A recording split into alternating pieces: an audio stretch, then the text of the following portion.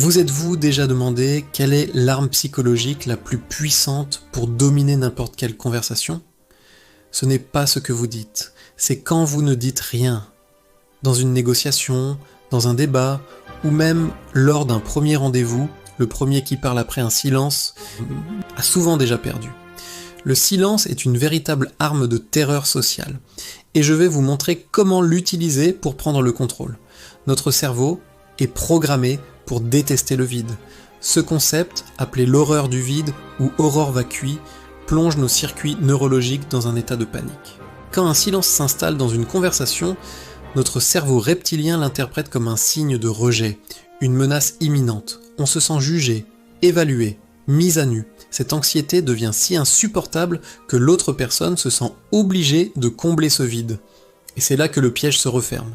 En parlant pour rompre la tension, elle va commencer à se justifier, à révéler des informations qu'elle voulait garder pour elle, à faire des concessions qu'elle n'aurait jamais faites autrement.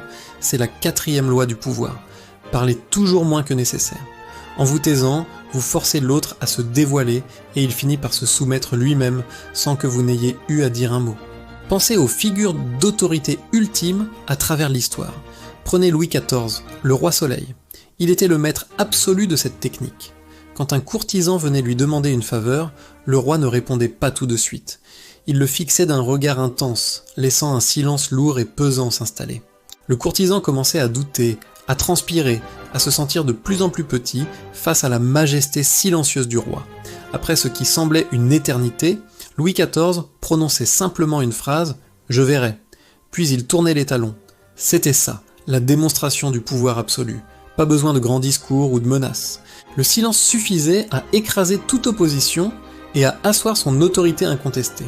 On retrouve cette même dynamique chez les plus grands leaders, les PDG craints, ou même les figures de parrains dans la fiction. Ils écoutent plus qu'ils ne parlent, ils observent, ils analysent, et leur silence pèse sur la pièce entière. Chaque mot qu'ils prononcent a plus d'impact parce qu'il est rare. Plus vous parlez, plus vous devenez banal, commun. Vous diluez votre propre valeur. La rareté crée la valeur, c'est une loi fondamentale en économie comme en psychologie sociale. Votre parole est une ressource précieuse, ne la gaspillez pas. Alors comment appliquer ça concrètement ? La prochaine fois que vous êtes en négociation pour une augmentation, après avoir énoncé votre demande, taisez-vous. Laissez votre interlocuteur gérer le malaise. Quand quelqu'un vous pose une question délicate, prenez quelques secondes de silence avant de répondre. Ça vous donne non seulement le temps de réfléchir, mais ça montre aussi que vous contrôlez la situation et que vous n'êtes pas réactif. Le silence vous donne une aura de confiance, de sagesse et de contrôle. Les gens qui parlent sans cesse semblent nerveux, en manque d'approbation. Ceux qui maîtrisent le silence apparaissent comme des maîtres du jeu. En conclusion, si vous voulez vraiment contrôler une pièce, apprenez à vous taire. Faites du silence votre allié, votre bouclier et votre arme la plus redoutable.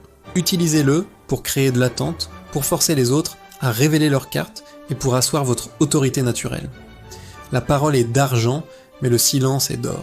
Merci d'avoir regardé.